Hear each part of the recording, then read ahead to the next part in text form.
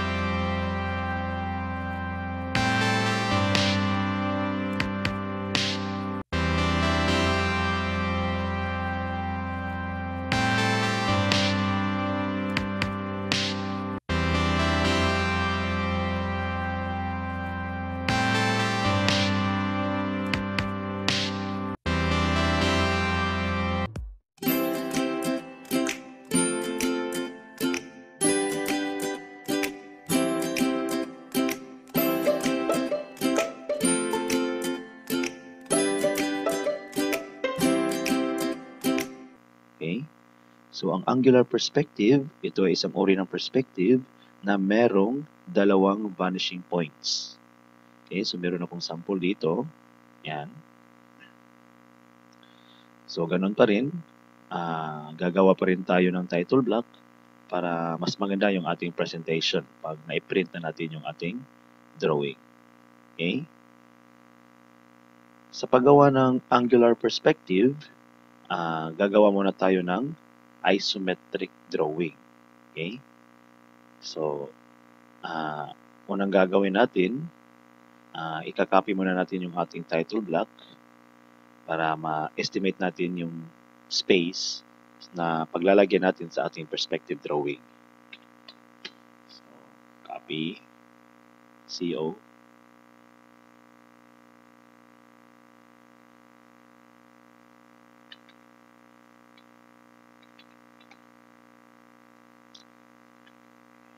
Yan. Move lang natin ng konti.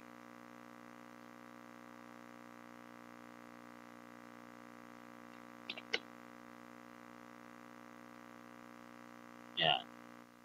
Okay? So, unang gagawin natin is yung isometric drawing. So, copy natin itong ating isometric drawing na reference.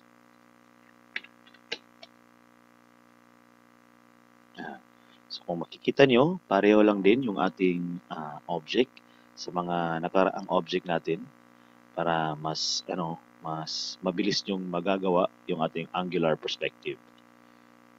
So, ganun pa rin yung unang gagawin natin sa paggawa ng isometric drawing. Gagawa tayo ng isometric box na merong sukat na 3,000 by 3,000.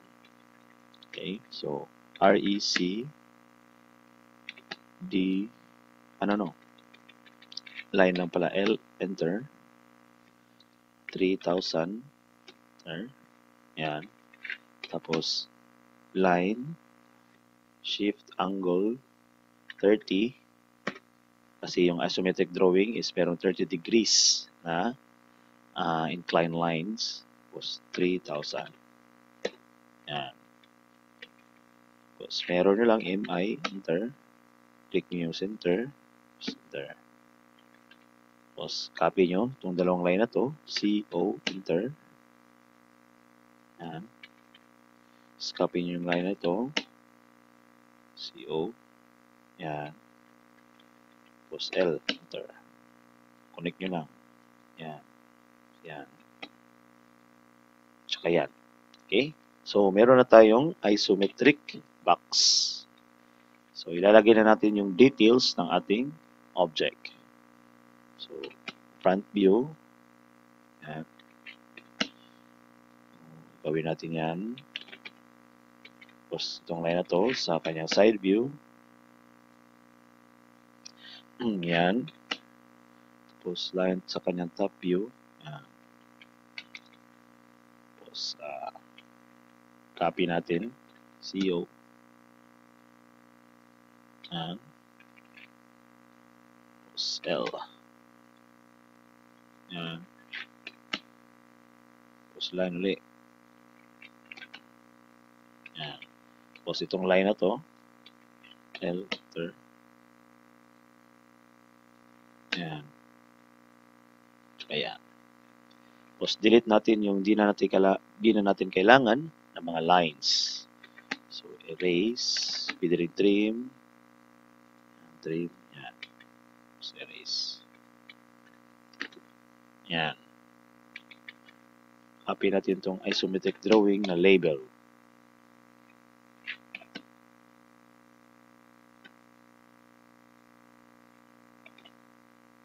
Yan. Delete na natin itong reference natin. Lipat natin ito. Yan.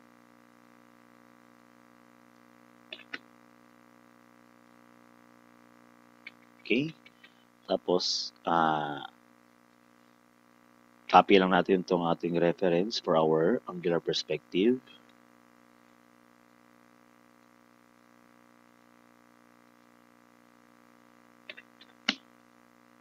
Tapos, lagay natin dyan. Yan. Okay. So, ang unang gagawin natin sa paggawa ng angular perspective, gumawa muna tayo ng kanyang horizon line. So, gawa tayo dito ng line. Yan. Tapos, gitna. Yan.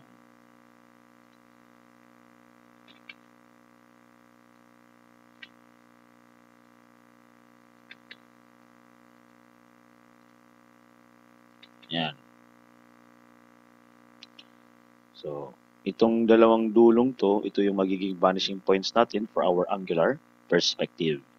So, lagyan lang natin ng circle para madaling i-locate. Yan, copy. Gawin ang dulo naman. Yan. Okay. Tapos, gumawa tayo ng line sa gitna ng ating horizon line. So, L. Yan. Tapos, yan. Okay. So, ang susunod gagawin natin is ang ating isometric box or kumbaga yung box for our angular perspective bago natin gawin yung mga details. So, alam naman natin ang ating object, meron siyang 3,000 by 3,000 na dimension. Okay? So, gawa lang tayo dito ng 3,000 na line. Ganon din dyan para sa ating worm's eye view at 3,000 din para sa ating bird's eye view.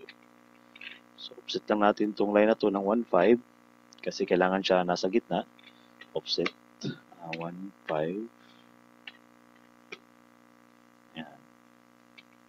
Tapos, lagyan lang natin ng space na 3.5. Offset 3,500. Yan. Tapos, offset ulit ng 3,000. Yan.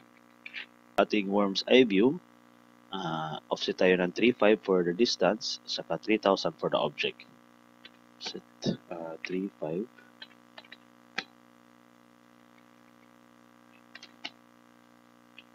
Tapos 3,000. Yan. Okay. Tapos, gawin na natin yung ating box for our angular perspective. Uunahin natin dito sa ating bird's eye view. L, enter. Vanishing point.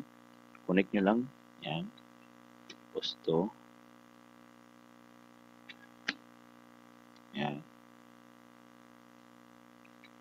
Tapos, kabila naman. Yan. Okay. Tapos, gumawa tayo dito ng 3,000 na sukat para sa kanyang depth ng kanyang box. So, L, enter. Lagay nyo lang. Click nyo lang. Tapos, lagay nyo dito sa vanishing point. F8 nyo muna. Yan. Tapos, type 3,000. 3,000. Yan. So, F8 ulit.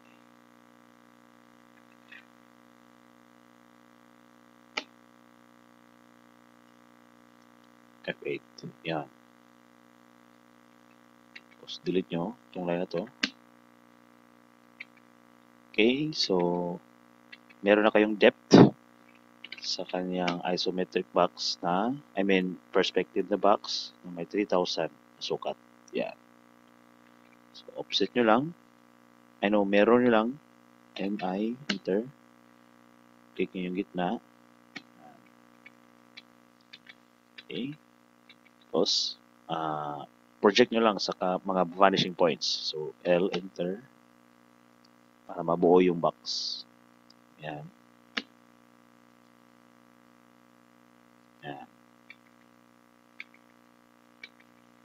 So, trim.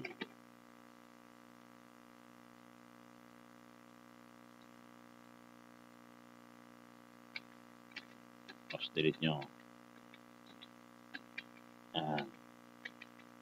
So, next, ito sa mind's eye view, L, enter. Yan. Tapos, repeat command. Connect lang talaga ng connect. Yan. Tapos, trim, TR, enter. Trim. Yan. Tapos, punta naman tayo sa worm's eye view. So, L, enter. So, Itong point na to. Yan. Yan. Yan. Ito. Tapos itong intersection na to, papunta dito sa vanishing point sa kaliwa. Tapos ito sa kanan. Yan. Tapos trim, TR, enter.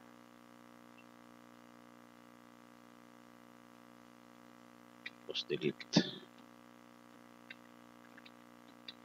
Okay.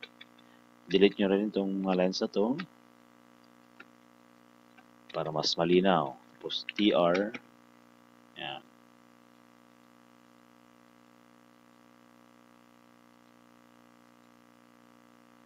Yan. Yan. Tapos dito rin.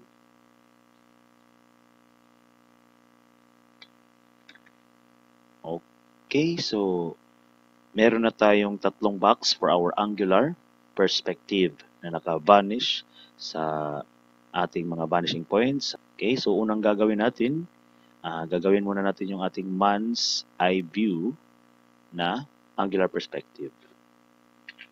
So, guhit nyo lang yung front view.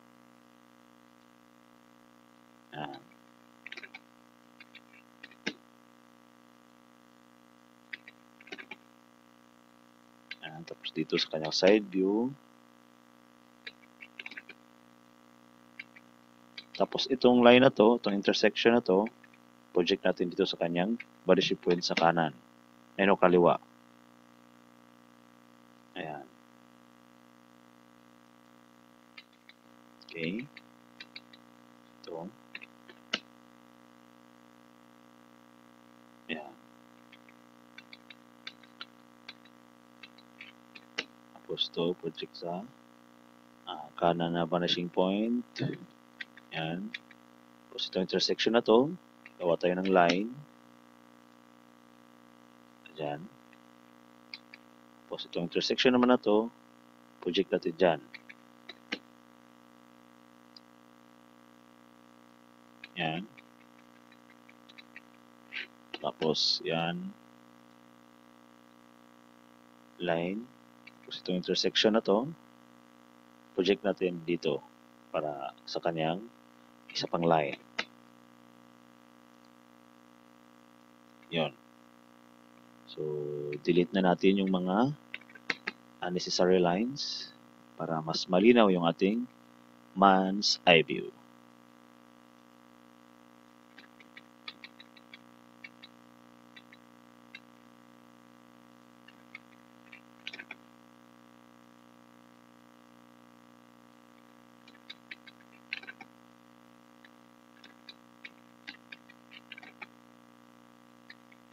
Yon. Meron na tayong man's eye view. Okay, ang susunod naman, gagawin natin yung bird's eye view. Okay. So, gawin muna natin yung front view.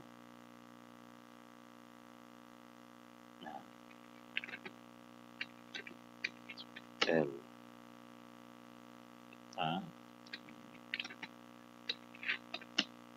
Line, itong line na to.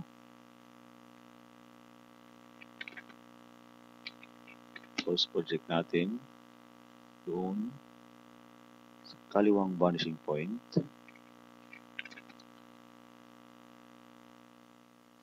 Stream.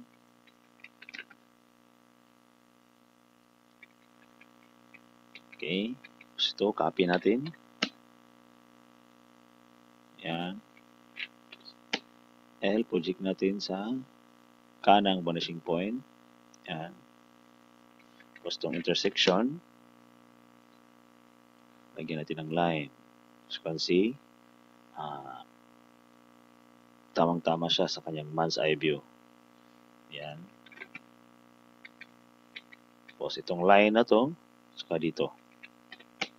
Para mabuo na nating bird's eye view.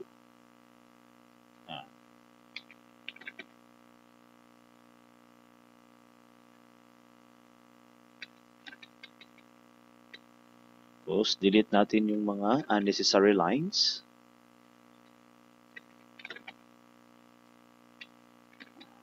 Okay, yan. Okay. Ito.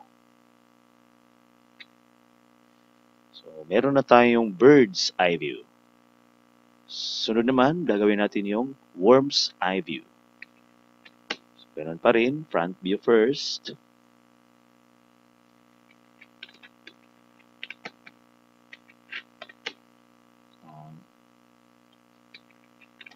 Stream. Tapos itong line na to, sa kanyang side. Yan. Tapos, copy lang natin itong line na to. CO, enter. Lagay natin dyan. Tapos, itong intersection natin, project natin sa kanan na vanishing point. Okay, tapos ito, project natin yung yan, stream.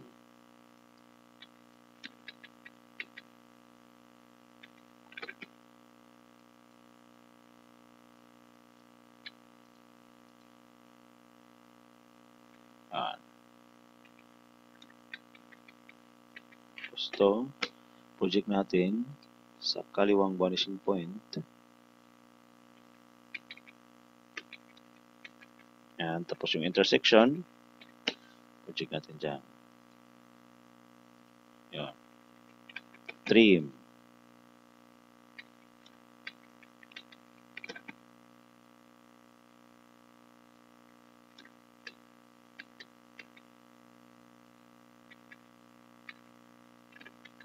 Tapos, delete natin yung mga unnecessary lines.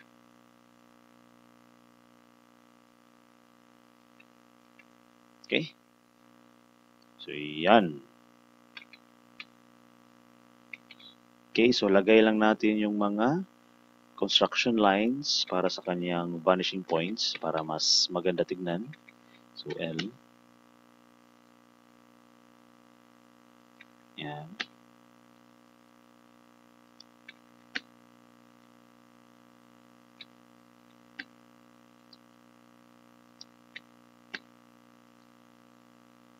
Yan.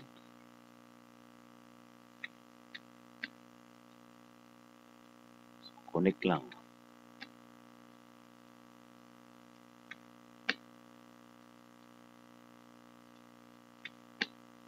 Tsaka dyan. Sa kabila naman. Yan.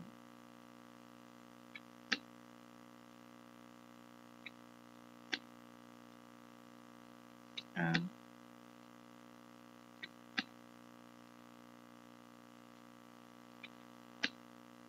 Yan. Okay. Tapos ito.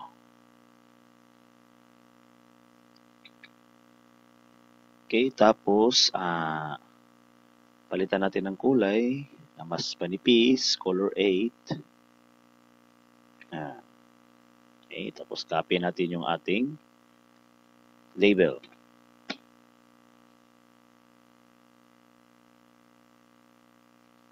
Tapos delete lang natin itong ating reference. Pati dito. Yun.